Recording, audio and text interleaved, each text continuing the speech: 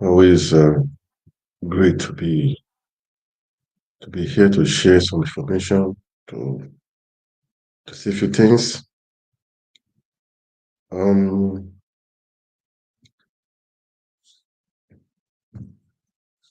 I always try to inspire to motivate people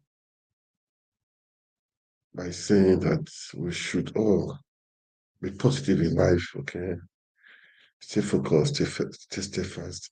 Don't lose focus, don't lose hope. Always try to look at the positive type of things.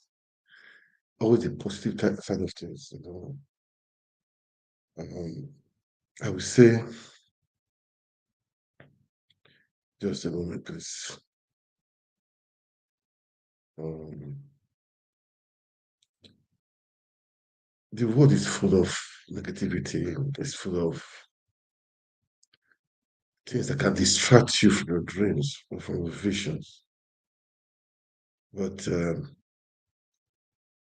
always try to be in perspective to see the good side of things. Whether they say the cup half filled, the cup half empty. If you look at it, they are the same, but in a different position of the state of mind. So it is crucial that okay, it is crucial that we always look at things in a positive side. The year I just started, okay, I would say, guys, yeah, last year was for you to say it was like this, like that, up and down, but learn from it and make this year better. Okay, learn from it and make this year better. That is what I'm going to say. Learn from it and make this year better. Well, for no one, okay, we should endeavor to cherish the goodness um, that your nation or the earth offers. Okay, so just to cherish the goodness first. It's important to cherish the goodness. All right, it's so important to cherish the goodness. Recognize, uh, recognize the manifestation of God's blessings. God has blessed us. Okay, God has blessed us. Really, God has blessed us. So recognize that blessing first. It's important to recognize that blessing. Recognize the goodness of where you are. You know, the nature, recognize it. And when you recognize something, that is what that to be will attract to you. All right. This is just a way from God to leave it to everyone and have a good perspective of life. Of this year will be better than last year. And for sure, we are surrounded by abundant blessings, irrespective of the evil that's happening everywhere. But we are surrounded with abundant blessings. Okay. Have that in your mind, back of your mind throughout this year. Okay. It's what you have in your mind that you can read, that can come to you. Okay. That can come to you. That can come to you. Thank you just for us for this evening. Okay. Anyway, this has been happening, and please, as you watch, can you like, share, comment? It's important that is done. It's important we do that. We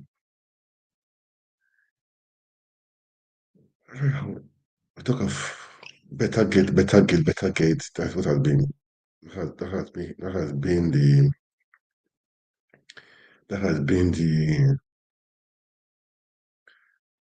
mate this evening. Better gate. I mean, not to say it's been trending everywhere, but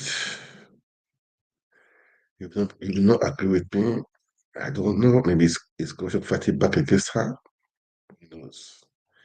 But all the same, if she was in EFCC. It was with the EFCC today, and also get to know what this is the world of what is going on. There are some people.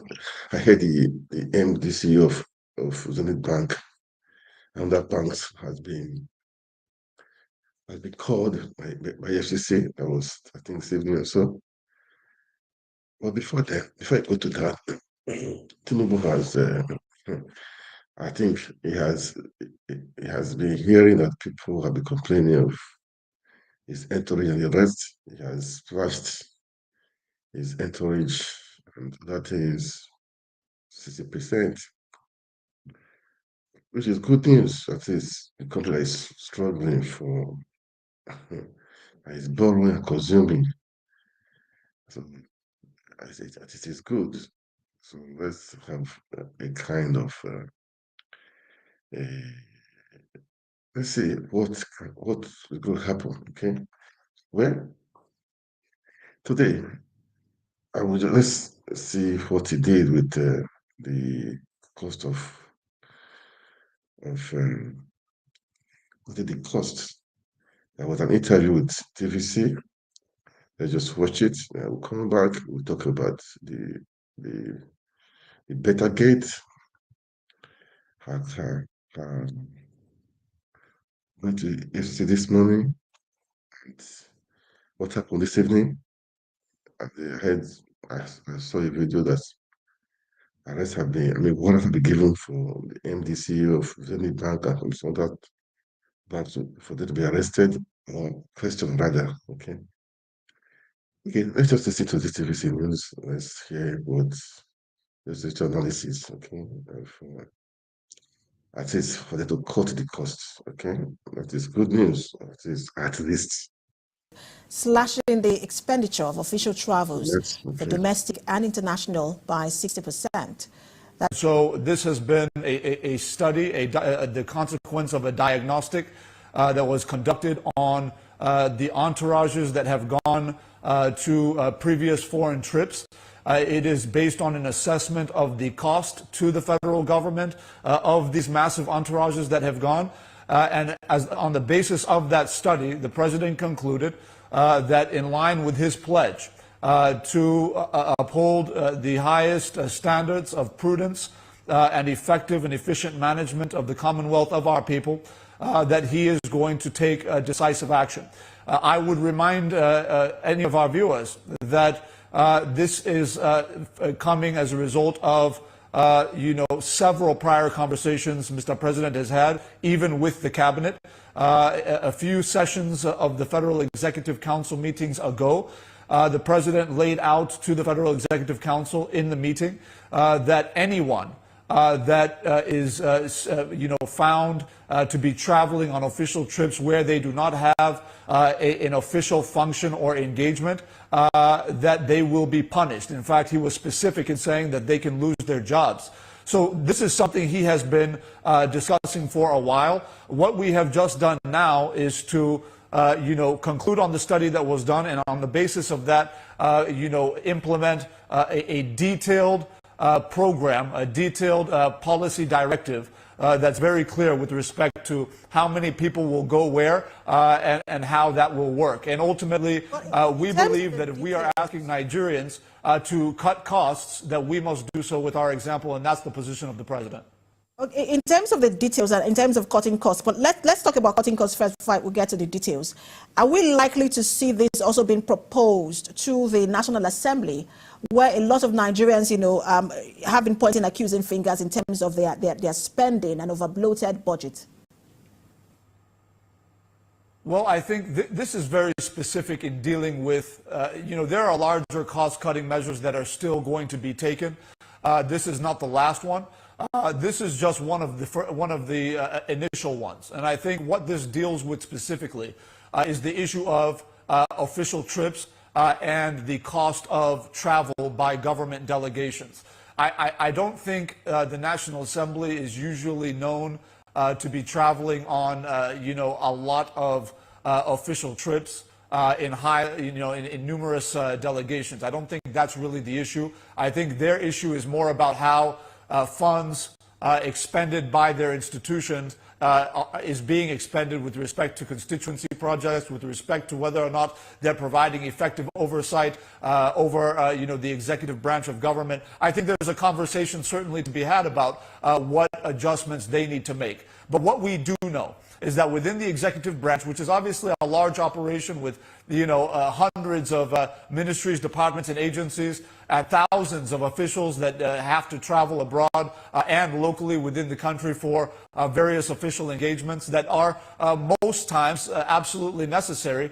What we want to do is ensure that we cut the fat off the meat. We want to make sure that as much as humanly possible, those who are traveling on trips are not simply staying in hotels and running up room service bills and buying business class tickets on the government dime, but that they are going to conduct government business that is in the interest of the Nigerian people and that moves forward the president's agenda on economic growth and recovery. And anything that is not achieving that purpose is being cut off, which is why I think the president very importantly and very wisely decided that, look, we are not simply telling the MDAs to do what we're not willing to do. This is going to start from the office of the president himself. He's saying that my staff will be affected by this. The staff of my wife will be affected by this. The staff of my vice president will be affected by this. So he is setting the example for the rest of the executive administration to follow. And with, I think, the very serious cuts he has put in place,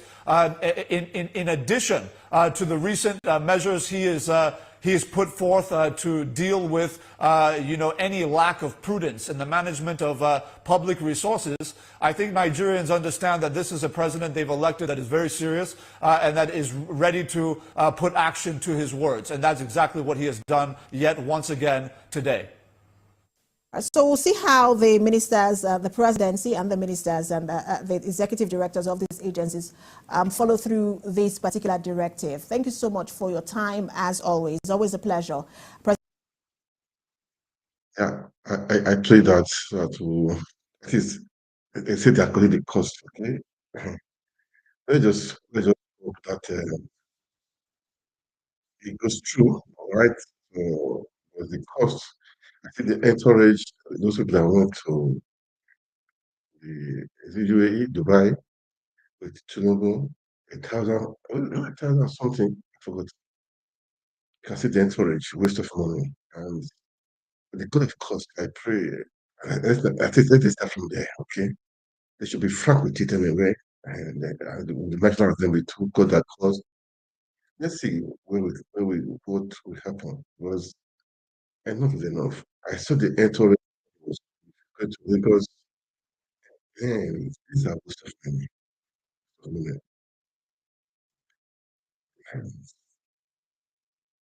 so let's put the right thing is done, okay? That's what I'm going to say. Let's do the right thing is done. And that is it. Yeah, guys. Um,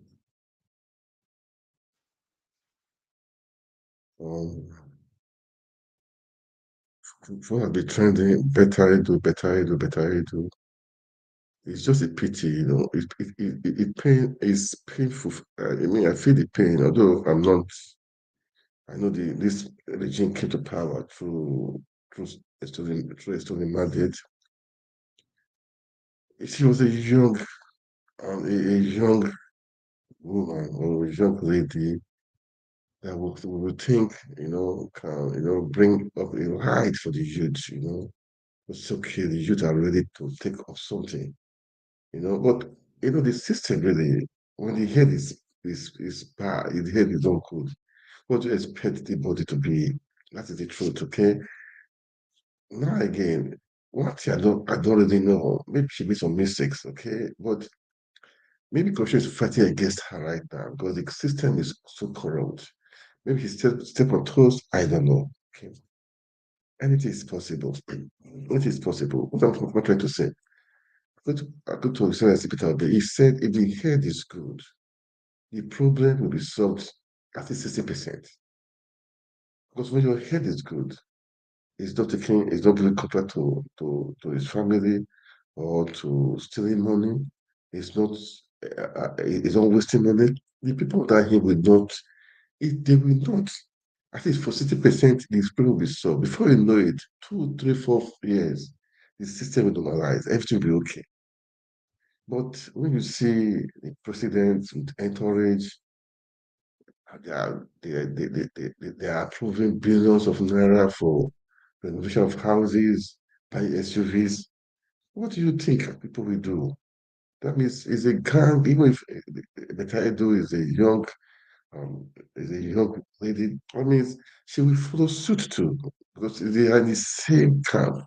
They are in the same, they're the same camp. But I was thinking maybe she will do a little bit otherwise, but I have to give her a bit of the doubt, seriously, man. Maybe it was just, uh, maybe it was just,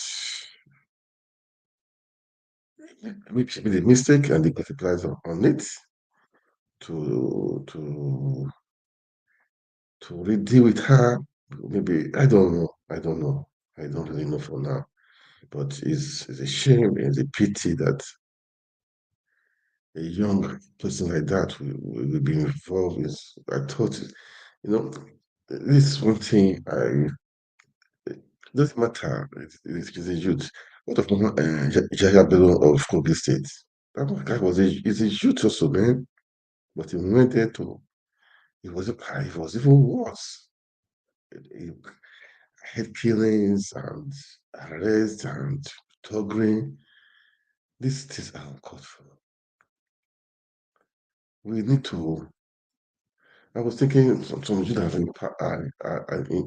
in position. We take the advantage to encourage other youths, to do the same, to follow the right path, to make the country better. Because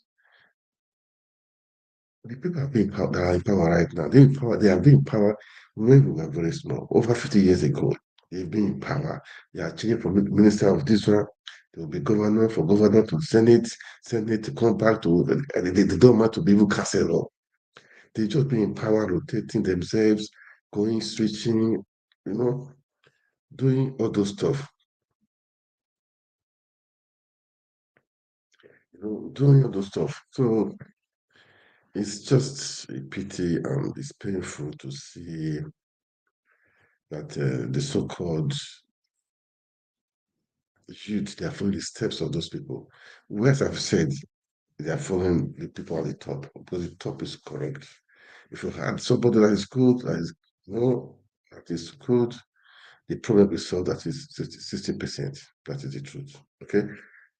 Well, Betta Edu was suspended yesterday. He tried to see the president, but he was denied. She was denied access. Her card was taken from her. Her access card to the presidency was taken from her, and they said, which is okay, which is cool. I mean, everything should be done. Really, I mean, it should be. We have to know the source of all this problem, the source of these things, man. Because the former minister of stole millions, billions, or rather, then they are just stealing and stealing and stealing. This money is meant for the for because it's a ministry of material affairs. So that means it's for masses, people that are suffering. So it's painful to see people are stealing billions, stealing billions, stealing billions. I hope she's able to defend herself. I hope she's able to, because even the foreign minister. Look, why I'm a bit skeptical about this is Halima removed 44 billion, about 44 billion naira to her personal account under 5 days. And she said it was a mistake. How can you mistakenly do that? Then that was done how she now implicate Edu by saying that she saw her withdrawing money. That was why she quickly took that money. That means it was a mistake. It was a deliberate attempt. You took it and you took it to your personal account, you shared to different accounts. When the EFCC, I'm sure they are still tracing the monies, there are recoveries of monies. Man, these are young people. I don't. It's painful to hear this stuff. It's painful. We're taking these people they fed the pains of the youth. They fed the pains of the masses in Nigeria. They fed the pains of people in Nigeria. They fed the pains of women, of retired civil servants. I thought they fed it, but they are not. That's why for me it's just so painful. just to hear this thing, all this stuff going on. And anyway, the truth will be, let the truth come out, man. Okay. Well, I hope the EFCC will do the needful. I hope they will, they will do the needful. Okay, that's what I would say. Yeah, Betta Edu was he was in EFCC was EFCC.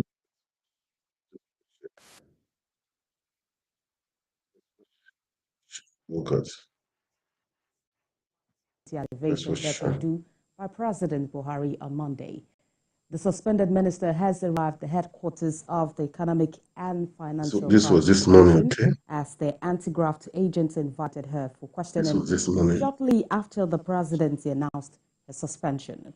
She was brought in at exactly 11 a.m. in a black Land Cruiser Prado Jeep with no number plate, with a white Toyota Hilux backup also without a number plate. Ms. Edu will respond to questions over alleged payment of 585 million naira grant meant for vulnerable groups in Akwa Ibom, Cross River, Ogun, and Lagos State into a private account.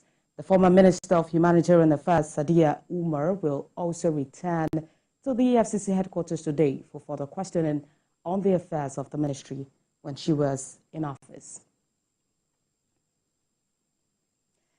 Now let's bring in TVC News senior correspondent Joke Adisa, who joins me from the EFCC headquarters in Abuja to bring us up to speed on latest developments. Good to have you join us on the news at this time. It's been a series of back and forth since the suspension of the minister.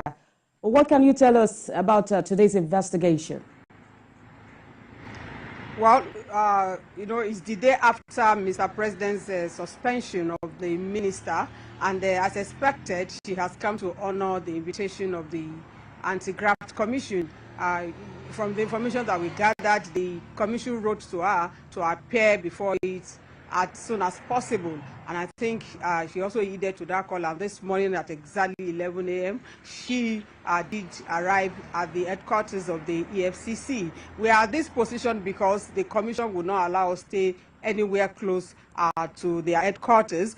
Even the shots we had to actually kind of use our phone. So what we had was amateur video, because they would not allow us even come near. You see a lot of screen of vehicles and all that before people are allowed access onto that road. But as early as 9, like I said, we were here, and also we were for barely 2 hours after we saw her coming, we were able to use our phone to get our arrival. And so I've also asked the spokesman of the commission, who actually confirmed that yes, she's in their custody now, and that a team of interrogators are attending to her. We do not know for how long this investigation will last, but like we saw yesterday, the former Minister of Humanitarian Affairs, our predecessor, spent like 12 hours. So we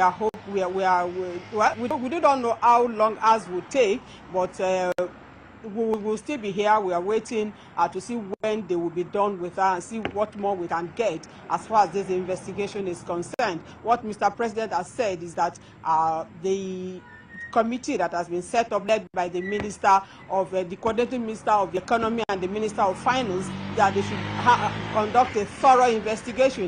And so this has started. So I'm sure Nigerians are eager to see what the outcome will be. And one thing with corrupt charges as these, corrupt allegations as these, is that Nigerians want to see an end, a smooth end to all these allegations too, so that somebody somewhere, of course, will be penalized, will be prosecuted, and justice will be served.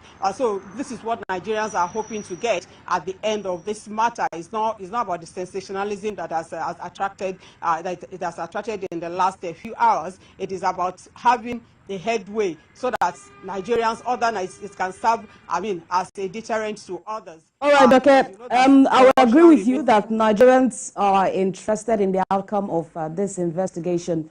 But of course, it's also important to, if you have visited our office, the Ministry of Humanitarian Affairs, can you talk to us about what the mood was like, probably in your visit yesterday or today? Yes, this morning, as in cases like this, you have people discuss the development undertones. Nobody wants to come out and speak publicly about the development. You have those that are for the minister, the suspended minister, and you have those that, of course, will not like her ways. And so it's mixed feelings. The permanent secretary of that ministry is in charge now until maybe probably the outcome of the investigation, or Mr. President deems his fit to bring in a new minister. And so among staff, among workers in the ministry, they are just speaking in low tones. Everybody is just wondering, Okay, thank dissecting you, Joke. the That's information what I wanted at to their. also hear. Thank you. That's what I wanted to hear. Anyways, we'll bring you for more updates on this in our subsequent bulletins. TVC News and our correspondent Joke Adisa live for us at the EFCC. Yeah, that was in the morning, okay, when she appeared at the EFCC office, okay. Now I will play a short video again on when she, this evening, okay, is, well, that's part of life, man. It's part of life. That's how it is. That is how, when you have the, when you have opportunity to serve, do it well, okay? It's important to do it.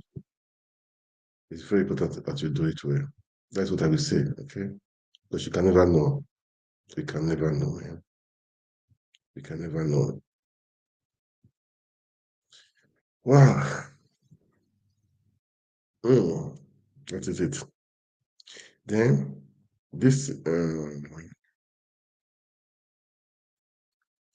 this power to okay.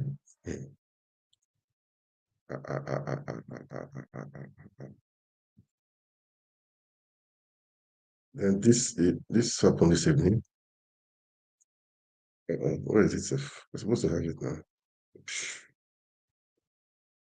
now. If I see it, I play it. Okay.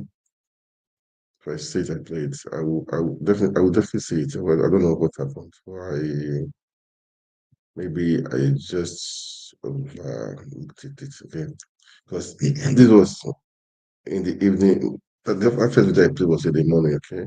I wanted to play the video of what happened this evening. I mean, the report of this evening, rather. Okay. I wanted to play the report of this evening, but if I see it, I will play it.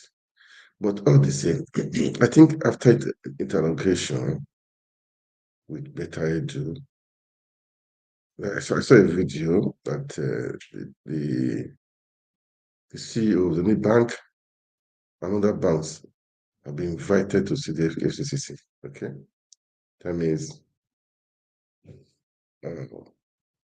it's not being right. This are good, really, man, for accountability. But anything you are doing, anything you want to do, we'll be very careful. Even the minister of the interior minister have been summoned by Tinubu to come because the company he owns the company. You know, he's a part of director of the company, but he said he was no longer a signatory to that in that company. But anyway, we know in Nigeria, we know these things are happening. They're happening. So they are happening. But these senators, all these people, they have companies. People are fronting for them. People are fronting for them. They take contracts. They have a contract to themselves indirectly. We know this stuff. So we need someone that will fix all this system. This is corruption of the highest order. You are a senator, which you are not supposed to have a company, and then you build a contract. But now you put your cronies there. You have a company, you put your cronies there, your people there, then you give them the contract. Then the people that are supposed to be having the contract, they won't. They won't. You, you are a contractor, you are the one giving out the contract, you are the one. It's painful, man. It's painful. That's why we need somebody tough to be the head. To be the head. When somebody told us to be the head, they would not be awarding contract to girlfriends, boyfriends, sisters, cousins, and all those stuff. All this stuff will stop. It will stop. Yeah. It will stop. Enough is enough. For how long can Nigerian people be suffering, man? This is not right. This is not fair. It's not right. It's not fair. It's not just not right. For how long, man? This is not just good. Okay? It's not just good at all. It's not good.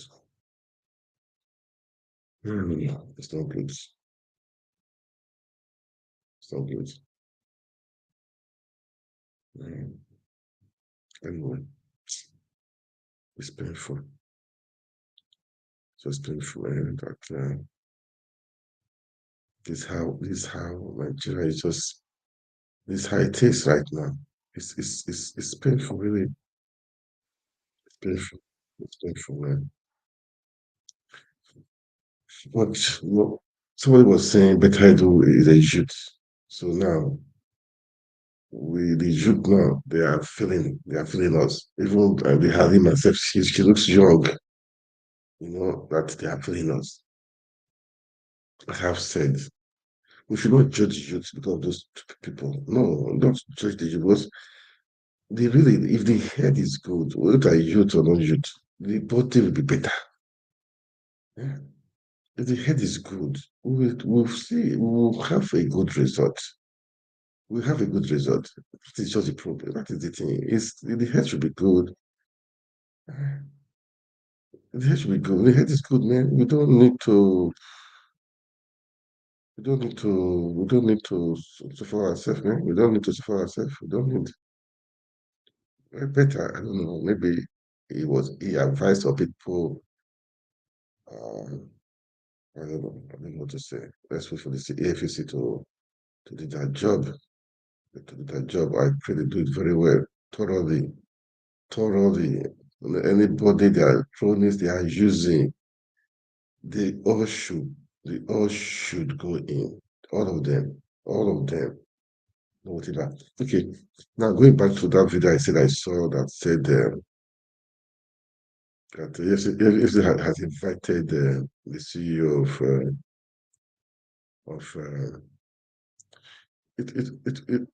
of Zenith Bank and other banks. Okay. I think let me just play it. It's from Aisha Yusuf. Okay. She made the video this evening. Okay. Let's listen to her. Let's watch. Let's watch what she said. Okay. Let's listen to her.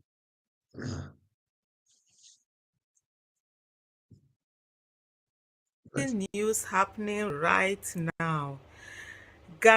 People's Gazette is reporting that EFCC arrests ZENITH, Providus, Jaiz CEOs over involvement in Betta Edu Sadia Umar Farouk alleged fraud. And so let me go on and read it. It said the CEOs of ZENITH, Providus, and Jaiz banks have been apprehended by the Economic and Financial Crimes Commission (EFCC) in connection with financial misappropriation and fraud linked to disgraced Minister of Humanitarian Affairs and Poverty Alleviation, Betta Edu, and her predecessor, Sadia Umar Farouk. The banking executives, who have been under still scrutiny since the public outcry over the unscrupulous diversion of public funds into private accounts, are now in EFCC custody. Multiple credible sources within the presidency told People's Gazette on Tuesday. The anti-graft agency is presently probing numerous instances of substantial public funds directed into private accounts and actions sanctioned by Ms. Edu and Farouk using their position as ministers. Ms. Farouk, who oversaw the Ministry of Humanitarian Affairs, Disaster Management and Social Development under the previous administration, is also under investigation for the mismanagement of at least 37 billion in public funds designated for the conditional cash transfer program of the then President Muhammadu Buhari. The large-scale movement of funds into private accounts was partly facilitated by a potential deliberate oversight in flagging suspicious transactions, a responsibility banks bear under various anti-financial crime laws and central bank directives, the sources told the Gazette. The banks did not immediately respond to the Gazette's request for comments regarding their CEO's detention. EFCC spokesman Dele Oyewale sidestepped inquiry into the matter. Meanwhile, Ms. Edu has said her hands are clean and she's committed to fighting corruption amid the uproar over her illegal request to wire funds into a private account. Ms. Edu made this statement in a Facebook post she addressed to Empower beneficiaries. And a whole lot more. Let me just stop there. It's all Nigeria. All sorts of this thing. Of course, banks. Well, let's see how this goes. That was the what is this night that EFCC has arrested the CEO of those banks. Okay. Anyway, that is how it is. Okay, that's how it is, man. People are are just making money. They're counting billions, billions, billions. People are hungry. Some people cannot just really eat. Public funds are just being wasted. This is not right. It's not just fair. It's not fair. It's not just fair. It's too bad. Damn too bad. Okay. That's we pray the system, the blueprint of the system. Okay. Right. Man, that's how it is. Anyway, I'm still talking on. I'm still on the better gate. Okay, we're still on the better gate. That is, let's just let's listen to what is happening right now. What is going on? What is going on? What is going on? Have been made of the 585 million naira controversy and the fact that the suspended National Coordinator, Social Investment Program Agency, Halima Sheu, blew the whistle. Now, who is the saint and who is the sinner? 44 billion naira traced and returned, and then the allegation of 585 million naira money paid into a personal account by the suspended Minister Betta Edu, which the Accountant General of the Federation has clarified that the request was not honored. Who is the saint? Who is the sinner? That's the question. Who is the saint? Who is the sinner? Is somebody stole? And meanwhile, President Bola Tinubu has slashed the expenditure of all official travels, both domestic and international, by 60%. This development was announced by presidential spokesman during Gilali at the Villa. I've played this on part before. of court. The truth is that who is the saint? Who is the sinner? Somebody stole 44 billion naira into her personal account. When she was caught, she was not saying the minister was trying to steal money for 50 million. And now people are not castigating her. Who is the saint? Who is the sinner? And meanwhile, the Accountant General did not approve the transfer into the personal accounts. So let's watch and see what's going to happen. This is a power play. Somebody was able to see 44 billion naira into her personal account under 5 days. We'll see what will happen anyway. We'll see what will happen. But it's painful. It's just too bad. And what do we do? What do we do? Anyway, let's go to the famous Arise people. I like them for that analysis. With I want to go back to analysis.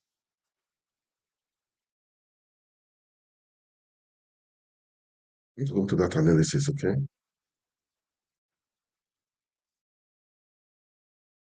Let's go to the analysis.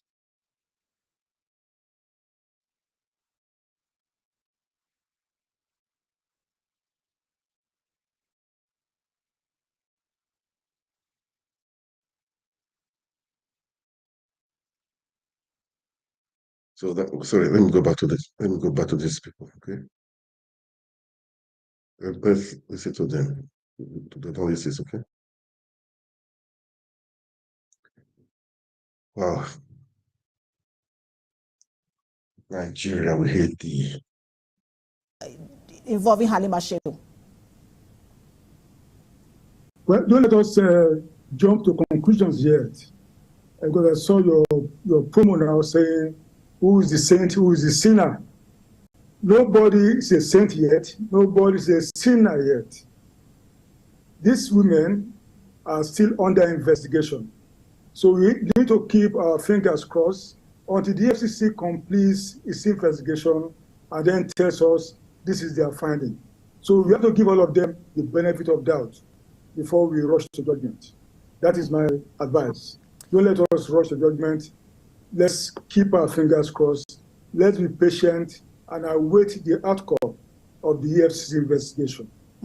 Of course, the assumption of innocence until proven guilty, that's the law. But we see that Betta Edu has been suspended.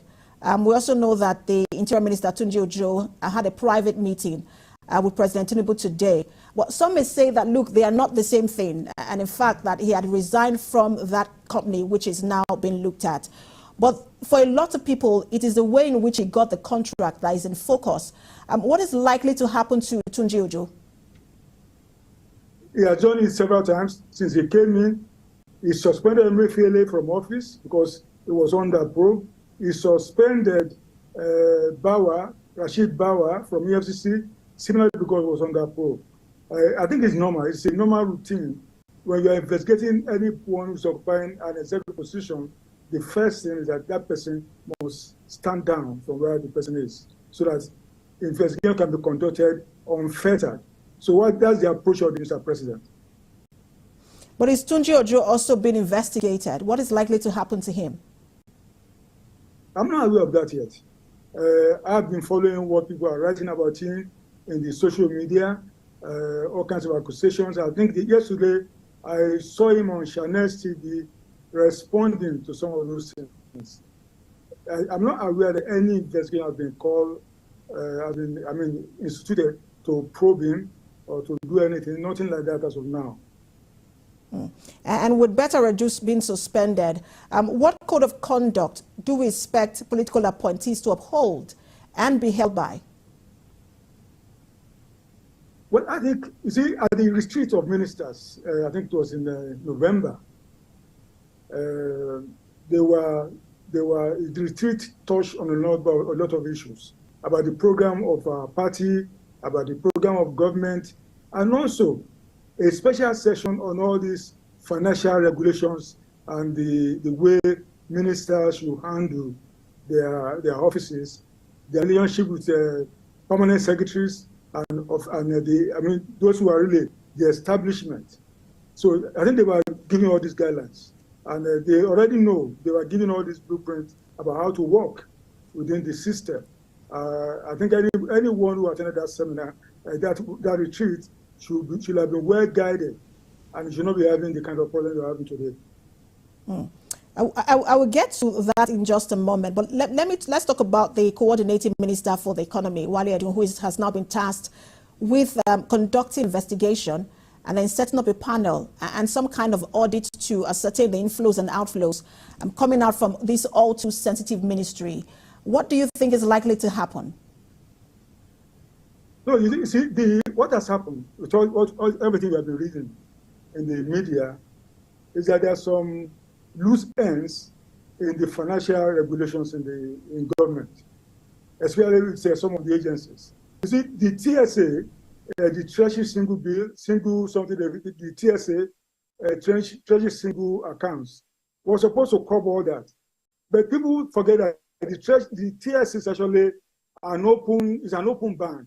Every ministry or parastatal has his own account and operates his own account within the TSA framework.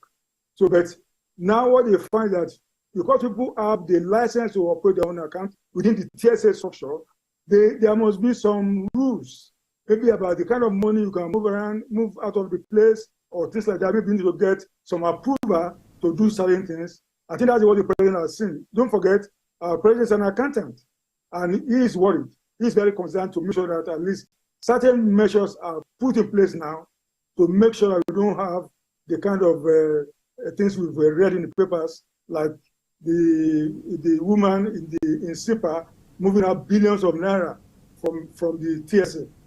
The president wants to stop all that, and that's why he set up. He asked Mr. Betta Edu, who is the coordinating minister, to do certain things to ensure that we don't have such outflows again. And I like that you said there are rules, and I want us to talk about those rules, because Betta Edu is a 37-year-old woman with a very promising career.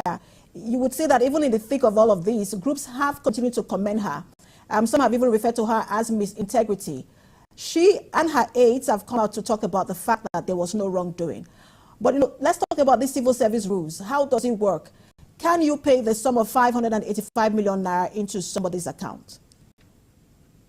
Well, as far as I know, no minister can sign out such amount of money, 500 and something million. What I found strange in what Mr. Edu was accused of was that the paper in circulation bore a signature.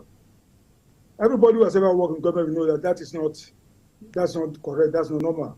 That paper ought to have been initiated by the permanent secretary in that ministry, or if the permanent secretary is not there, the director of finance and administration.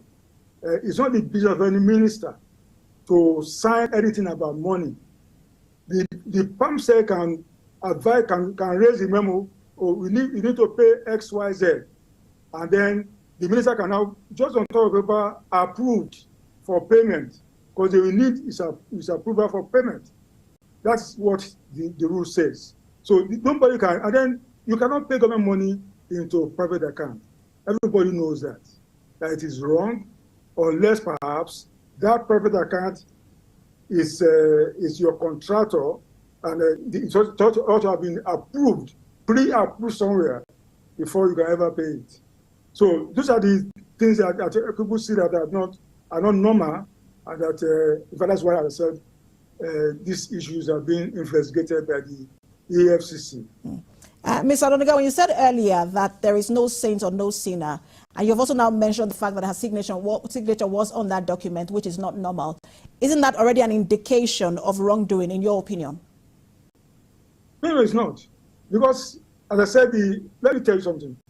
Mrs. Edu is new in government. And maybe she did a lot of these things innocently. As I said, you need to give her some benefit of the doubt. You need to give all those people who have been accused of one form of malpractice or the other a benefit. They may have reasons for what they did. For instance, I've heard that the Insipa woman is saying that, he was trying to help the country in moving the money. Let her tell her story to the EFCC. And the EFCC believes the story. This is what they're going to report back to Mr. President.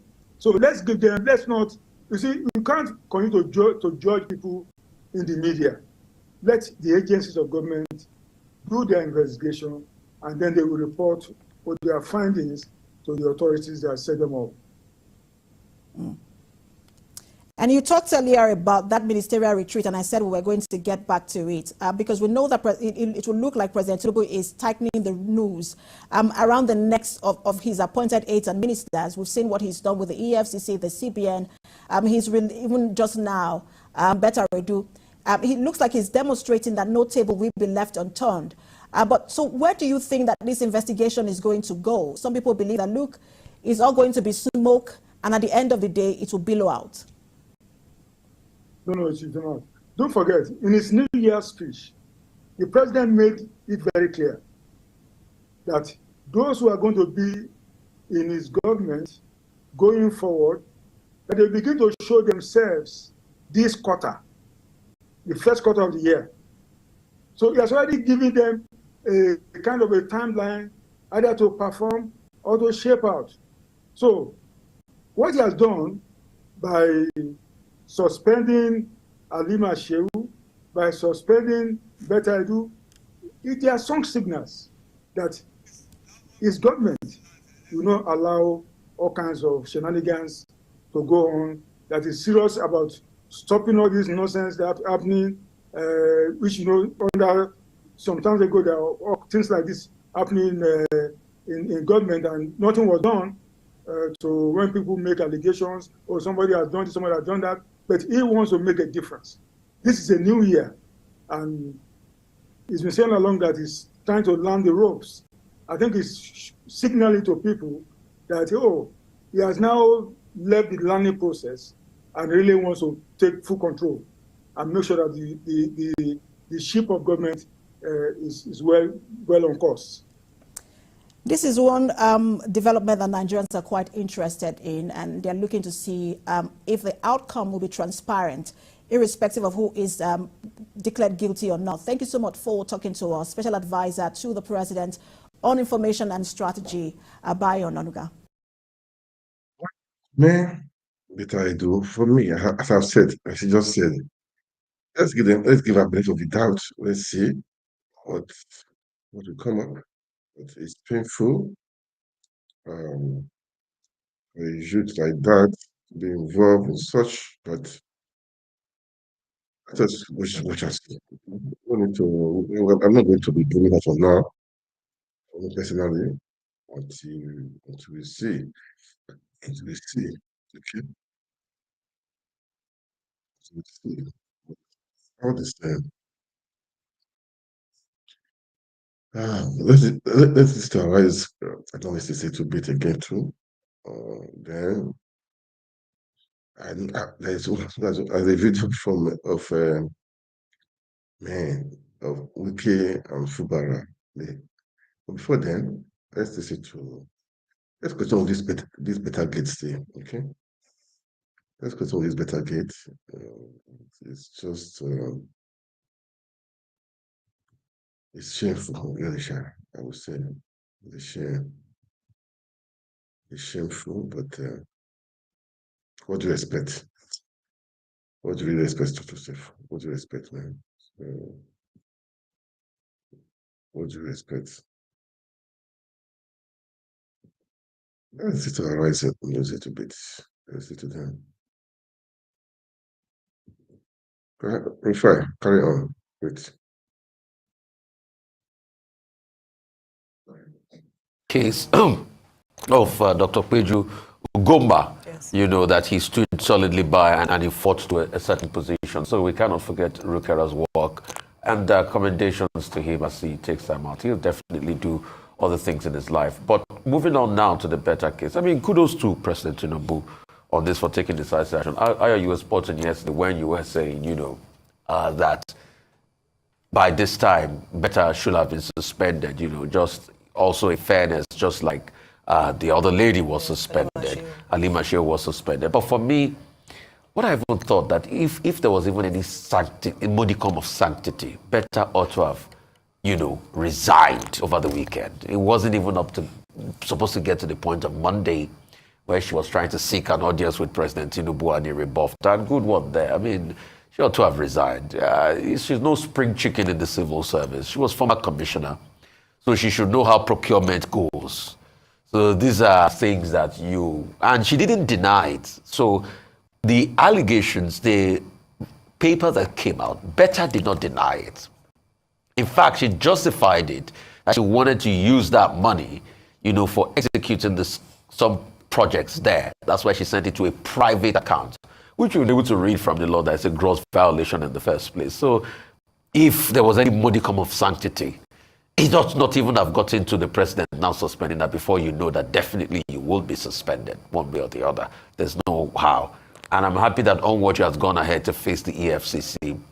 And they should also carry out a forensic audit and a swipe through. Minister Betta Edu is going to lead the pack on that. He's going to look at all of these ministries with scrutiny, and we expect a logical conclusion. Concerning the humanitarian minister, I saw yesterday when he was coming to justify the argument. I don't think the interior minister, I don't think the argument is justified. At first, I praised him for the good work he's done as regards the passport and all of that he took us through, and we saw some of it. But there's no justification. You are a shareholder in the company. Yeah, you resigned as a director in 2019. You were able to state that, but you are still a shareholder in the company. So at the end of the year, when they share profits in that company, that proceed of 420-something million, whatever issue for the country, is going to be part of your profit and loss account. And it comes to you. In other part of the world, if you're a shareholder like that, you probably put it in a trust. That's what you do. Did he put it in a trust that we didn't know about? But he's still bearing him as a shareholder in the company. So we would like to get more clarity as regards that. And why is it that the contagion effect is so much that this minister, his company has any dealing, was given that contract? I would like to even see the tender for that contract in the first place. What is the due process that was followed? And at some point, Madam Obi Ezekwesili was leading due process in President Olusegun Obasanjo's cabinet. What due process was followed? I mean, obviously, the trails were there. Mr. Tunji Ojo had a thing to do with this company, and this company became a government contractor all of a sudden. And he was saying, oh, if I give somebody a job in my interior ministry, that's the breach. No. As long as any job is coming out of that President Tinubu's cabinet, and you're a minister and it's coming to your company, it is a breach. Because I saw a lot of these arguments. I would like to have him on this show. Let us debate those things. Let's for rounded conversations this morning. You are still a shareholder of the company. Secondly, you are saying it's not a breach because the company dealt with the humanitarian ministry. If you gave them job in interior, hell no. As long as you serve in that cabinet and it's remotely close to you, it becomes a breach. Look at Trump being eviscerated in America because Trump's organization got monies close to $6 or $7 million from various foreign companies as president. And he was still running those businesses. So that's the breach. So we would like to have him here to talk more about this matter. And other people too that have been named in this contagious effect. We would like to ask, what was the accountability of even the job done? Who even audited the job done in the first place? And that's why I said yesterday, I said something very profound, that this administration reek of the excreta of corruption. I deliberately use that word. Because this administration that is saying Buhari's government, they didn't leave anything there. Hitherto there was corruption and all of that. So how about you? And this is just one fell swoop. 2 people in the humanitarian ministry. And that's why I keep calling. Yes, I know you were saying federal government can still run interventionist schemes without, humanitarian ministry. In fact, the best run interventionist schemes are run in consonance with international aid agencies. Those are the best run interventionist schemes in this country. A great example, you didn't need the humanitarian ministry to be able to run, things like access to education that is done by all these foreign bodies, even vaccination and things like that. There was a rural body in the Ministry of Health that ran that. But when you look at it closely, the best of this scheme that are run with these international best practices, global acceptable standards, are run in partnership with international bodies. So what the government should do, rather than this frivolous money that we know they are sharing around now, is there are many things that all these international bodies need counterpart funding on the government for. Take, for instance, there's something UNICEF have been talking for a while. Nutrition for malnourished children between the ages of 0 to 5. The government and the states needs to put a lot of counterpart funding. How can you give them nutritional tablets for them to be able to take? So let those things be accordance with the goal of, social development or, sustainable development goals. And that's the way you can run it effectively, so that you have an accountability partner. And it's obvious. You see, when we're talking then, when the World Bank was saying, no, the register is verified and all of that, it's obvious that we knew that they might be local shenanigans. Only to think that most of these monies are even borrowed in the first place. Were we not taking money for conditional cash transfers of that? And please, for the conditional transfers, we need a comprehensive independent audit on how the monies were disbursed. And also, let's review any interventionist scheme run before now. Even the government contract of clearing glass, the COVID-19 job, how were these things run effectively? That's how to run a government. It's not rocket science. Let's get to contract of clearing glass, the COVID-19 job, how were these things run effectively? That's how to run a government. It's not rocket science. Let's get to work. Investigations, and more investigations. Let me start with the last story as well, Rufai, with regards to the two gentlemen who were asked to, who were relieved of their jobs, one with the FCCPC and the other with the BPE, Mr. Babatunde Rikura and Mr. Alex Oko, respectively. In addition to the things you mentioned, and I think it's important that when public officials or people who serve the country have done so really well, they ought to be celebrated, because we don't just point our fingers on bad eggs. It's important to also celebrate and acknowledge those who've done really well. I'll talk about Mr. Irukera because he was he changed the face of the FCCPC in terms of being accessible and consistently giving updates. He was accessible even to, on his social media platforms. You would see that he would try to respond whenever you reported a consumer infraction or the rights of a consumer wasn't well protected. I wouldn't forget what happened during the COVID-19 lockdown when some supermarkets hiked the price of face masks and hand sanitizers, and the FCCPC clamped down on some of these operators and supermarkets to ensure that they were not ripping off Nigerians. These were some of his key achievements or key things that we would most remember him for. And then he was very gracious in accepting the decision by the presidency on his ex. Let's read our first. I was saying, Betta Edu, let's give her the doubt. Let's see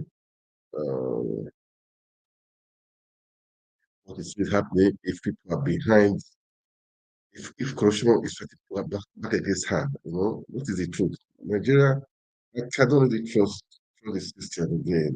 It's so pathetic. Okay, it's pathetic of what's happening in Nigeria. So let's give Africa plus. Let's face the EFCC now. The ZENITH Bank CEO and other bank operators, they have been arrested for maybe the confession of Edu. I don't know yet. So we are watching and waiting. As soon as that, we will let you guys know. We will talk about it. We will make sure we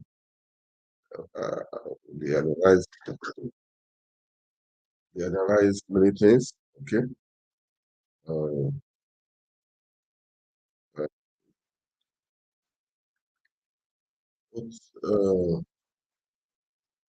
Let me see.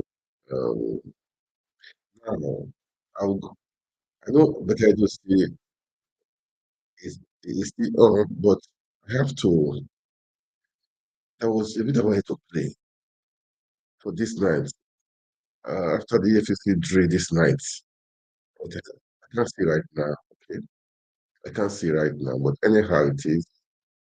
Let me see if I can see it. If I see it, I play it. If I cannot see it, no problem, guys. We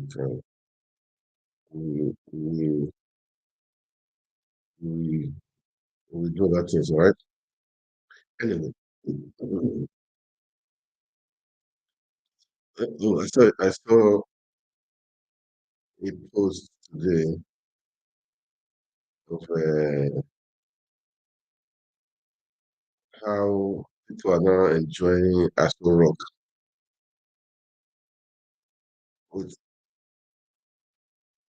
Its importance is because also find out the people who collected the money. Where did this money go? Humanitarian affairs and poverty alleviation, Dr. Betta Edu. Now, there have been, while some of I mentioned earlier that Governor of Imo State and also the chairman of the Progressive Governors Forum, Chief Hope Uzodimma, had said that the president was right, supported the president, saying that this was a confirmation of zero tolerance to corruption in this administration. Others like Senator Ali Ndume and other civil rights organizations like Huriwa, Serap have come out to commend the effort or the move of the president to suspend the minister pending whilst the investigation is ongoing. However, we did also see some posters in support of Dr. Betta Edu, and some people say, crying that it's a witch hunt. Oh, it's because she wanted to expose some people. That's why they're trying to tie her down. And this narrative must stop in Nigeria if we're going to build a better nation. I'm saying this because yesterday, I emphasized the fact that the investigations are still ongoing, and until the conclusion of the investigation, she's innocent until proven guilty. However, it was still highlighted as long as the memo was original, then there was an infraction there already. So in that instance, not very innocent. But in terms of what the motive was, whether indeed it was done out of ignorance, that will then come out during the investigation. Now, another reason why the investigation is important is because beyond Dr. Betta Edu herself, we must also find out the people who collected the money. Where did this money go to? Who were the beneficiaries? One of such that's come out, of course, is the new Planet Project Limited, which has Mr. Olubumi Tunji Ojo as shareholder, and also Abimbola Tunji Ojo, which I believe is his relative, as shareholders, and a number of people, even though they desisted from being shareholders from 2019. However, like you mentioned, Rufai, they desisted from being directors. Right, not shareholders, directors in 2019. Now, as you've mentioned, they still remain shareholders. The reason why this has come up and is quite important for us to dissect is because a number of people know how this works. And I'm not saying that this is what happened in this instance, but it's happened in other places where government officials set up special organizations or SPVs or just organizations that they are backing and award frivolous contracts to them or give them preferential treatment without due process being followed. This is a practice that has happened again and again under different administrations. And so we know how government officials wouldn't put their names right there, but they'll back certain companies or have private arrangements with certain companies and give them undue advantage in accessing certain funds or getting certain contracts. If we're going to fight corruption in this country, we must also fight such underhanded practice, especially by government officials. Again, I'm not saying Mr. Tunji Ojo has done this in this case until the investigation reveals what truly occurred. However, it is suspicious because why is this coming? What is the remit of the organization, and what kind of service did they render to the Ministry of Humanitarian Affairs and Poverty Alleviation? What was it that they were supposed to do? Were they are they a money distribution organization to help to distribute the amounts of money to the most vulnerable of people? Now, going back to what I said about witch hunt, and I saw one poster, if it's real, about from South, some groups from South, and saying she's our daughter, we're proud of her. I think that is very interesting, because when you look at the matter on ground, the 4 states that were meant to be beneficiaries of the grants for vulnerable groups are Akwa Ibom, Cross River, where she comes from, Lagos and Ogun State. This money was meant to go to support vulnerable groups in these 4 states, and this money was diverted. Rather than coming up with ridiculous statements about how you're proud of her, it's a witch hunt, you should be incensed that the money that was meant for the most vulnerable people in your state was diverted. It should be a cause of concern that people who are suffering, some people who have gone to bed hungry, the most vulnerable in society, were deprived of government funding because someone chose to divert that money by giving contracts that do not make sense. That's what you should be fighting for. One human being is not better than another person because of the position they hold. So if you're saying you're in support of what the minister allegedly did, then you are saying that to the hundreds of beneficiaries or thousands in your state, they don't matter. That they are less, and it doesn't really matter if they were cheated of what belongs to them because you are proud of your daughter. We should end this narrative in this new administration, because we keep focusing on the government when it comes to anti-corruption. But it starts with every Nigerian, every individual. If you're supporting acts of corruption under the guise of she's our own, she's our daughter, then we'll never move forward. If you are clouded by the fact that this person is our own, so don't talk to her, then you should be really ashamed. When a child steals, the mother a good parent will reprimand and ensure that they are more interested in the well-being of the child rather than trying to protect and bring in more disrepute to the family. And this is what I'm calling for. What we should be hearing from these states is that she should cooperate with the officials, with EFCC, with the presidency, and undergo thorough investigation so that it acts as a deterrent to other children from that state to behave well when they get on the national stage to given a position. Beyond the Ministry of Humanitarian Affairs and Poverty Alleviation, this is another call to the presidency. I don't believe that this is the only ministry where this is happening, or the minister is the only one who is perhaps, if found guilty, culpable. I believe this is an opportunity, having found out that these things happen, which I'm sure is not a surprise to many people, to then demonstrate further, as Governor Hope Uzodinma has said, that this is a demonstration, and Ajuri Ngelale, that this is a demonstration that the president is committed to anti-corruption. Audit other departments and agencies, especially those that cater to or give grants to people. The Ministry of Women Affairs, the Department of SDGs, Sustainable Development Goals, the Ministry of Works. These departments that hitherto are called juicy, in quote, I put that in inverted commas, because there's a lot of largesse and there are many projects awarded, projects that don't have head or tail, or where you cannot trace or find out what the audit process or procurement process was. Ministries like that should come under scrutiny. Let's put some fire, let me put it that way, under these ministries so that they perform and they act.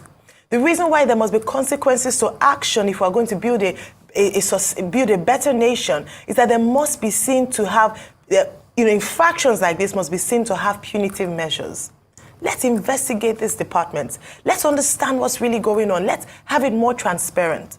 And again, I bring this forward. Whenever there's a project that addresses the needs of people in Nigeria, that's very obvious. Like what happened with the presidency giving allocations of bags of rice to senators and House of Representative members, and now we have issues around that. Let there be a portal where Nigerians can directly report any infraction. Did you get it or did you not get it? Very simple. Show working. Very easy. Let's have a portal where the people, the citizens, can actively hold their public officers to account. If not, we'll continue to have infractions like this. And then I'm hoping that following the investigations, the Ministry of Finance will tighten the process of contracts being awarded or monies being disbursed by said ministries or all ministries. Very critical. The reason we must continue to talk about this is because we are hoping that we will build stronger institutions where corruption is difficult to do or to propagate in any ministry, department, or agency. Move on to our next story. 100 million naira has been awarded against the federal government in favor of the former governor of the Central Bank of Nigeria, Godwin. I love the analysis. She's very correct in the analysis. I'm impressed in the analysis. Well, I waited for EFCC, and then for me, I have said before, maybe it's which ones. I cannot say. I cannot really say until we are able to find out. Okay, let's see. If you can prove herself, it's okay. Maybe she's made some mistakes. It's possible. Maybe she stepped on some toes. Anything is possible. I said that woman, the Halima, that removed 44 billion naira under 4 days. She opened this gate now. She's the one that said it's what Betta Edu. She's want to take the money as she did it. You move the money to your personal account. 44 billion under 4 days. Who knows how much that one has been stealing? This is just mind-blowing. Seriously, man. It's just mind-blowing. Yeah. It's just mind-blowing. It's unbelievable what's happening in Nigeria. They are doing things with impunity. They don't care. These are just happening in that country. God help Nigeria. God help that country, man. God help Nigeria. That's what I would say. God help Nigeria, man. Anyway,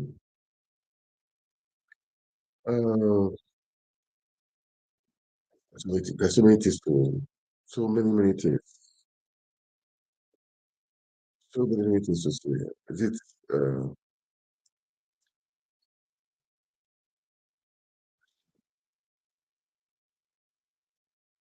these people, Nigeria, the way they are selling is interesting. I heard the governor, the first state governor, Emefiele, trillions of naira, billions, trillions of naira. What are you doing with money? It's just unbelievable. It's just unbelievable. Nigeria, where do we go from here? Where do we go from here? That is the question. I thought I see that as I said, trillions of naira, only you, man, for what? What do I do with the money? That means other people are stealing their own different bodies, ministries, parastators, stealing. They are borrowing, they are stealing, they are borrowing, they are stealing. Look, the solution is let the head be good. If the head is good, it will close the system. If the head is good, this problem will be solved at least 60%. The stealing nature in Nigeria is down too much. It's so they told me one time, we were just talking, they said, look, man, they said in Abuja, they talk about billions now, no millions again. I said, seriously? They say, yes, man. He said, man, they talk of billions now, not millions again. I said, wow. That was, I think, early last year, 2 years ago. He said, seriously? Say, yes, man. We don't talk of millions, contract. No. He said, we talk of billions now. And this is what is happening. Because see, billion, 5 days, 44 billion was moved to personal accounts. The movement, the banks that are involved, who signed it? Who authorized it? How? Okay, that means if I'm a director now, let's assume, or maybe I'm a minister or somebody, I can just go to the place, I'll just move the money, put in my account. Is that how it goes over there? I see that to just be imagining. So I may feel still trillions of naira. It's no. That means we just go to I don't get it, man. I don't get it. That means the system they need to work, they need to change the system. They need to change everything. Everything needs to be changed. Everything needs to be changed, man. Everything. This is unbelievable. Is unheard of. It's unheard of. It's unheard of. And it's insanity. Anyway, let me just quickly go to Wiki and Fubara. They are still fighting that way secretly. Those people, let me just, as I've said before, it's not, I don't care about them, I care about Rivers people. Let me just, let's visit them, okay? Let's visit them. That's what I would say, let's visit them. They're not tired. They're not tired. The House of Assembly, I thought those people, they resigned now. I thought they resigned. I thought the cost carpet, that means your seat is gone. Now, there's a twist right now. Let's listen to that. I just saw it, I'm not even listening to them. Let me just play it here. Okay. The speaker, the House of Lawyer to Wiki, they are saying they should submit the budget. Let's watch and see what that guy, or his name, footballer, will do. Let's watch and see what he's going to do, man. I don't know. Let's just watch. Let's listen to this. 2022, 2023. Mr. Speaker, unfortunately, the committee has not been able to conclude its work. Mr. Speaker, you will agree with me that last year there was a lot of activities before honorable members, where our tribunals were sent to Abuja, and after which to Lagos. So honorable members have been running around following up with their court cases in the court, and we've not been able to reach out to a lot of agencies and parastatals for them to come and present their report. So, Mr. Speaker, we have been trying to see how we can conclude, especially that of the judiciary. We've not gotten a report from them. So we plead that, Mr. Speaker, we avail us with more time so that we can conclude this report in the shortest time and report back to the House. Namely, the River State Traditional Rulers Amendment Bill 2024. Mr. Speaker, a bill for a law to amend the River State Traditional Rulers Law number 4 of 2015 and for other matters connected thereto. Mr. Speaker, this bill has 3 clauses, Mr. Speaker, when passed into law. This bill may be cited as the River State Traditional Rulers Amendment Bill 2024. Mr. Speaker, by your leave, may I lay the bill at the table. The River State advertisements. The permanent secretary literally will do in 4 years, how to hold him accountable for delivering a premium on performance for implementation, all the way to the level 8 officer. And this becomes the basis. And I added to this, if we have a tripartite approach to development, which involves the private sector, the public sector, and the so-called private development agencies or the NGO sector, what we will see is a continual state of checks and balances and innovation for growth and development, which is what has happened more or less in India. But in Nigeria, all you hear about is they share that money, they took that money, they take that money. Yeah. Okay, Prof. Good to see you again, and I'm so thankful you're looking well and you're doing well. How are you? How's your health? And thank you so much. I'm so happy, you're back here. Health is kicking up. It is well. Yes. It is well. You're a fighter. You'll continue to fight and you'll win over the challenges of health. And I wish you well and Happy New Year. Amen. But Prof, real quickly. Happy New Year. You were here a couple of years ago and we theorized about the Nigeria political space. In fact, you got a bunch of people together, the usual suspects, the Lisagbakomas of this world, and a couple of people, and they said, oh, we're having something mega new. But nothing materialized. And you pivoted with the Labour Party, and you guys ran a stellar campaign. You didn't win. The same forces, the centripetal and centrifugal forces of, our political system did still take over and reign supreme in the end. And we saw how the political process went. The question is, how do you think that this, your joining together of forces for sort of this risorgimento of some sort you want, this rising again, how do you think it will work this time if it didn't pan out then? And I want you to analyze for me your very good friend's government, because you're very friendly with President Bola Ahmed Tinubu. Analyze these cases of corruption, allegations of corruption, 40 billion, all of that. What's your say about all of this? And do you still speak to President Bola Ahmed Tinubu? When last did you talk to him? Do you still advise him? I've not spoken with him in 5 years, actually. Okay. And that's a statement about my perception of many things, including the way the APC evolved. The truth of the matter, the naked truth, is that what is happening in Nigeria is inevitable, because the Nigerian state is not constructed to serve the Nigerian people.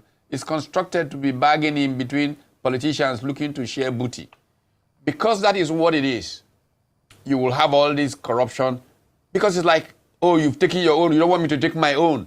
The Nigerian people don't matter in these conversations. How did we do the last time?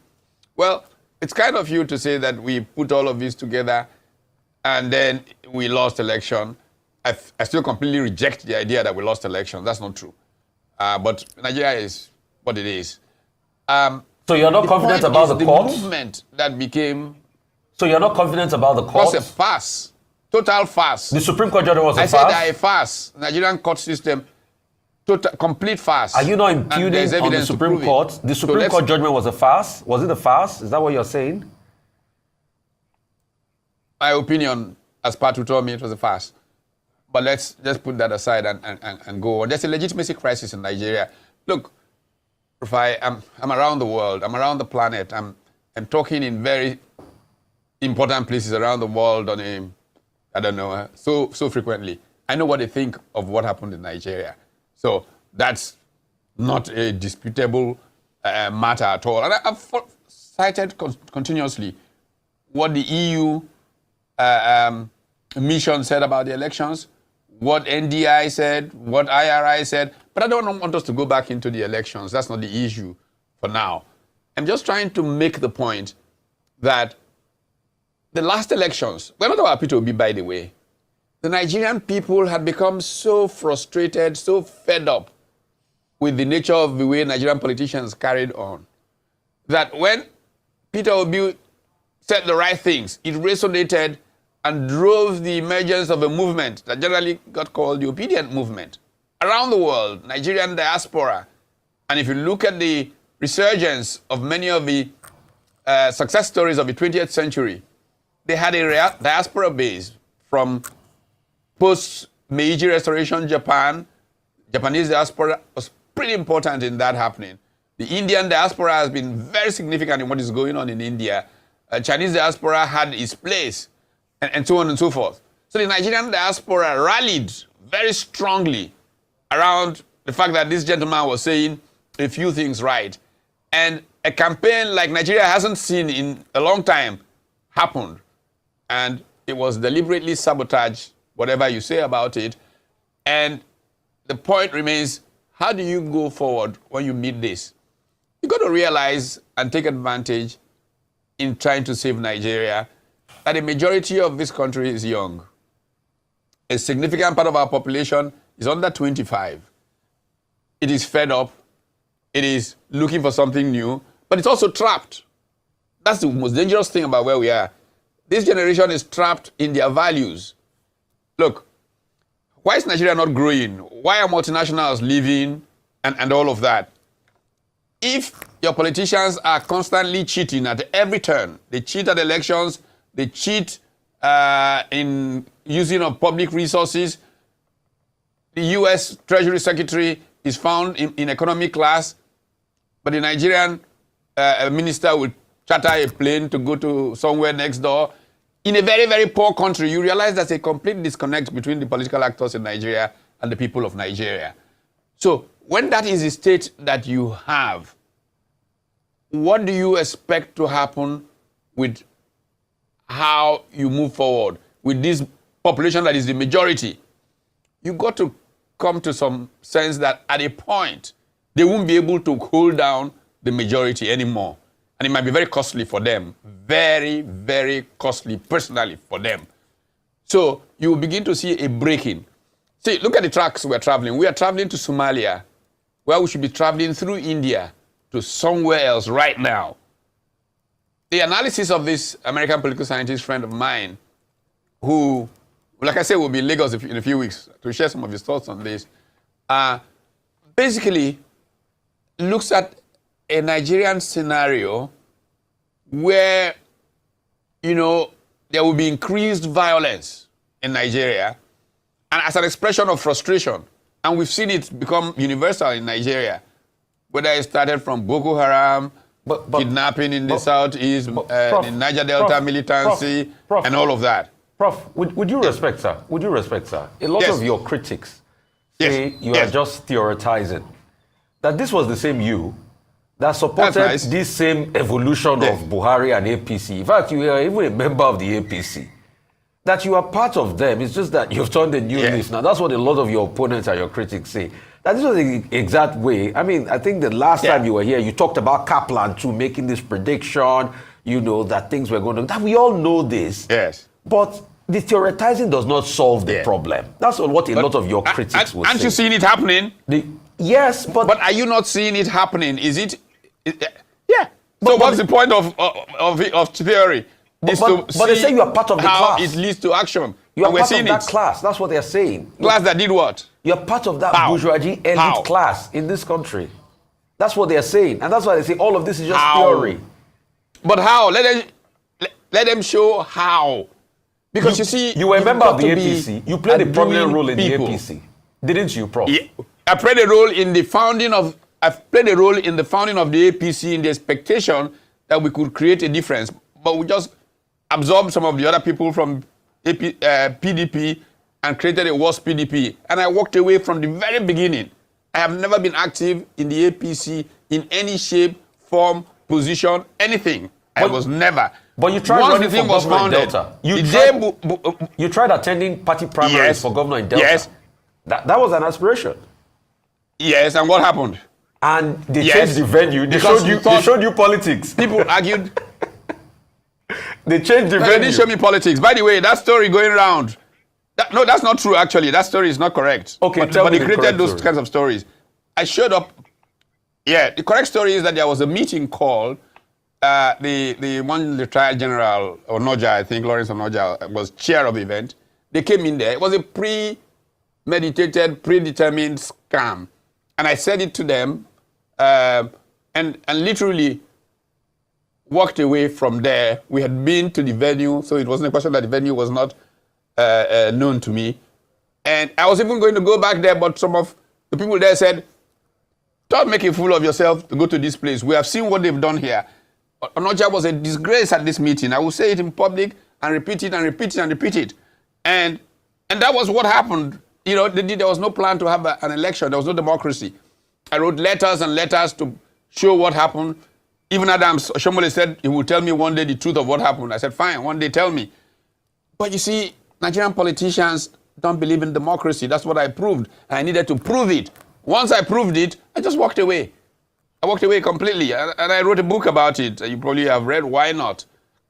You know, and you've got to, you're not going to just go and sit in one place and shout and complain.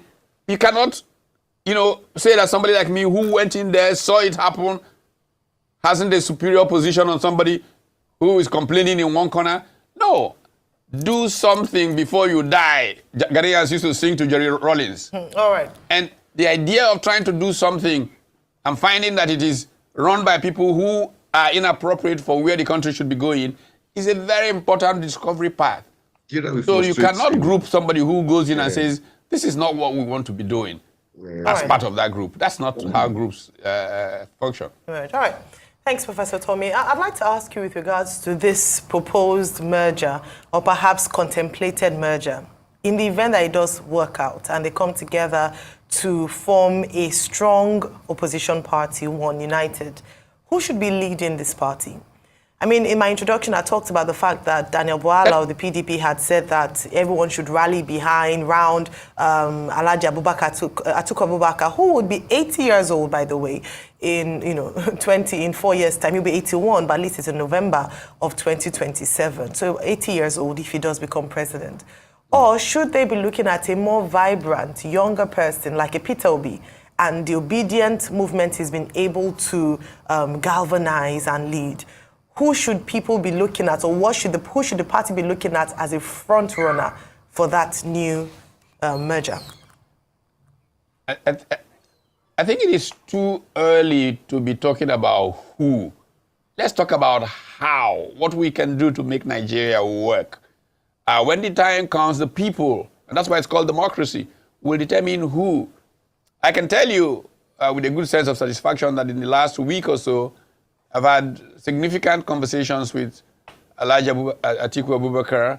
I've had significant conversations with Engineer Rabiu Kwankwaso.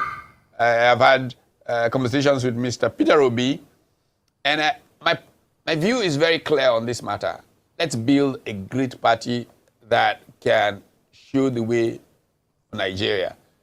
When we then build it, the people who, from the social movements that come together, in addition to the political parties that come into this one stock, subscribing to certain values, subscribing to ideologies of how you make a nation happen, those people will determine who amongst those who seem interested can go forward. This is what our country does need. This is what it must have. But it should not be about some individual advertising that they are the ones who should or not. Nigerian people will determine that when the time is right. But let's all agree that Nigeria is what? The trouble, the saving. And let those values, those strategies, those ideas that can help us create an entrepreneurial people's capitalism that can take us away from this elite struggle to consume the little that is, coming out of oil, to a broadly growing economy the way India is happening, because they are applying themselves, and we can make progress. There are too many people who complain and point fingers and say this about that person, about that, and they do nothing. But they just, sit there and whine. Let's get people who are thinking, who would like to see Nigeria get somewhere, sit down, put down the ideas about what will make Nigeria make progress, Is it not a shame? Are we not ashamed to see the way Nigeria is, the poverty in the land, the anger in the land, with all the endowments of this country, where 70% of the doctors of color in America are Nigerian born? Why is this happening to our country? We've got to accept that the political class is responsible for this failure and begin to work at renewing that class. Okay, Professor Tommy, you were a young man when you first had a close contact with government over 40 years ago. So you are about those few Nigerians that have seen it all. These things you are talking about was talked about over 40 years ago. And this has still been the problem. The elite class, we remember what happened in the 70s into the 80s and all of that, then the military taking over. And nothing has changed. At some point, you said you decided to even join them. But the same people you joined and you helped create the APC is the same party we are complaining that stinks today. The same Bola Tinubu that was a very close friend of yours is the same Bola Tinubu that is president today that you are saying, no, we need a new party to challenge. And I was shocked that you said you have not spoken to Bola Tinubu in 5 years because I felt you guys were really chummy. But, you know, that things have just gone down the drain. So why is it that we keep going back in this cyclical cycle of stinking thinking in our country? Because it doesn't move forward. 40 years after going to 50 years, the same things you complained about. I was reading Lasisi Olaguju's article on Monday, was saying, as at way back 1951-52, they were citing cases of corruption in governmental agencies. And we are still hearing of it over 70 years today, unabated. So why are we going through this? And if there's anything you want to look back on, how is it that this new party you are ensuring, that you are trying to start up, how are you going to ensure that it's not going to be like the APC you are now condemning today? Because that was how the APC came with a lot of hope. Say Baba was a rallying song in 2015. Oh, people loved President Muhammadu Buhari. But a couple of years down the line, it has gone down the drain again. Well, I think that there is enough evidence to explain why we are where we are. And that is why it is important to recognize that one of the big problems in Nigeria is that the Nigerian political culture has become very anti-intellectual. So it seems unable to examine what its problems are and try and rework its position. Back in the 1950s, you could see massive growth and development out of what Robert Melson and Howard Wolpe chose to call essentially competitive communalism. In the struggle between the regions to bring about growth for their region, you see the massive development that took place. The jump in industrialization in Nigeria is a phenomenal one that should be studied and studied again. From what happened between 1957 and the early 60s with manufacturing in Nigeria. And then what happened? A number of things. One, the convergence of soldiers and oil.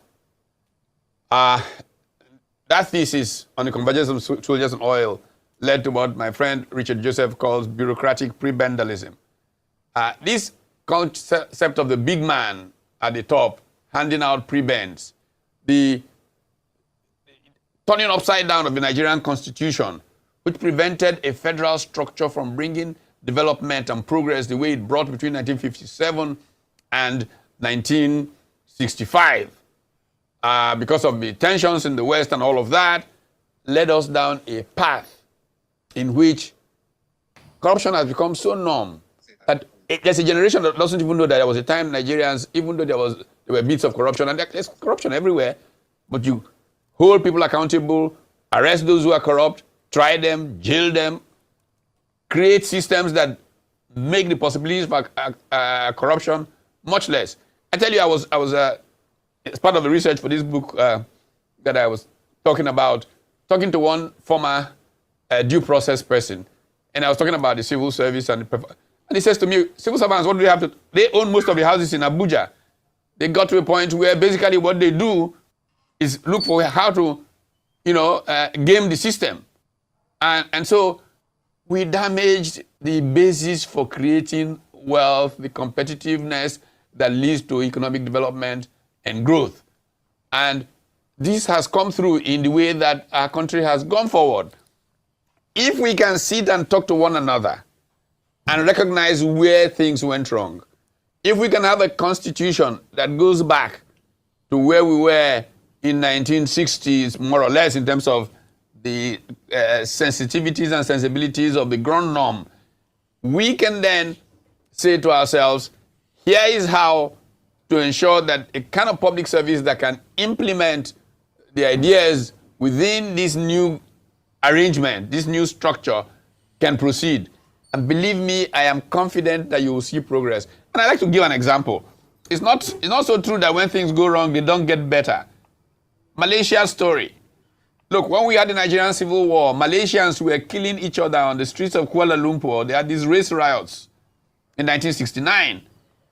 But what happened? Look at the Mahathir Mohamad story and how Mahathir, as a young minister, criticized the then prime minister about the direction the country was traveling. He was immediately expelled from the party, of course, removed from the cabinet. He went and wrote a book, The Malay Dilemma.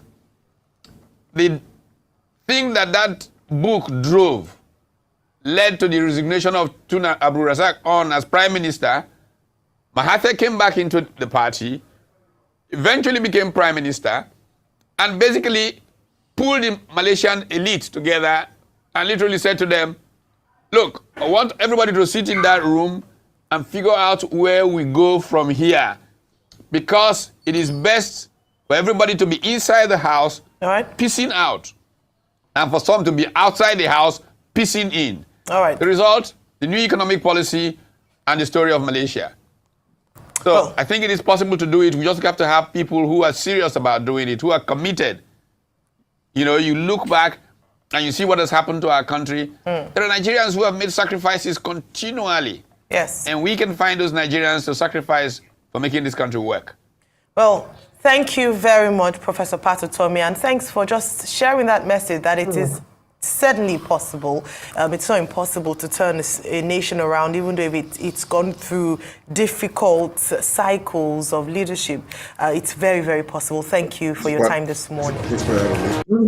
Yeah, I probably played that. That is inspiring, man. Yeah.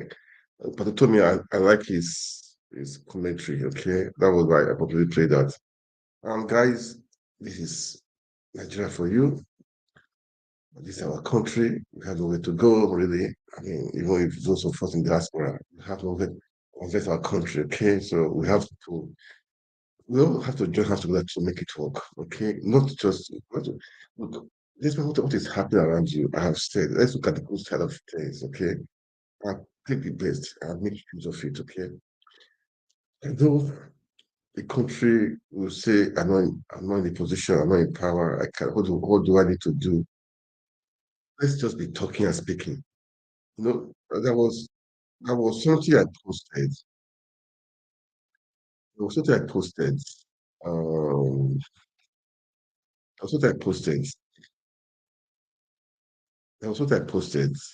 I saw it. I posted it. Okay. I saw it. I posted it. I believe most people posted it too. Even on my platform, somebody asked, is this case still on? I told the guy, look, just post it. I don't know much about the case, but no, I believe when you speak, people talking, things will get better. Just now, I saw that the police that were holding people in hostage, they left the place. As I was going through just a few minutes ago, I saw the person, because people were tweeting it, they were talking about it. Police have no option. I think people down to leave the place. So this is what I'm saying. We should, if you can talk, you talk. If you have your Facebook, people talking. If you have your TikTok, people talking. If you have your Instagram, people talking. Let's make the country right. All these things I'm saying, I'm hearing, people try being bigotry, ethnicity, religion. We should try to put a halt to it all. Nigeria is blessed. We have mineral resources. We have many things to make Nigeria work. We have the human power to make Nigeria work. We have the people to make Nigeria work. We have people that are willing to do it. Yes, I know few people are trying to destroy the system. They are stealing. They don't care about the masses. Well, I know, but We should keep on keeping on. We should not give up. We should not lose hope. Okay, this is what I'm going to say this evening. We should not give up. Don't lose hope. Okay. And thank you for watching. Please, I would like you guys share, make comment. Like right now, I'm on Twitter. Follow my Twitter page. My Twitter handle, X handle rather. YouTube channels, about 2 right now, or Facebook. Man, that's how it is. Let's make Nigeria work, okay? And we can make it work. We can make it work. Who will make it work is your eye. Don't expect other people to make it work. And those people that are doing this stuff, they are not many, okay? They are not up to 0.5% of us. So we can make this happen. All right. Don't just believe all Nigerians are the same. No, no. People are different. People have the good way to help to make Nigeria work. Okay.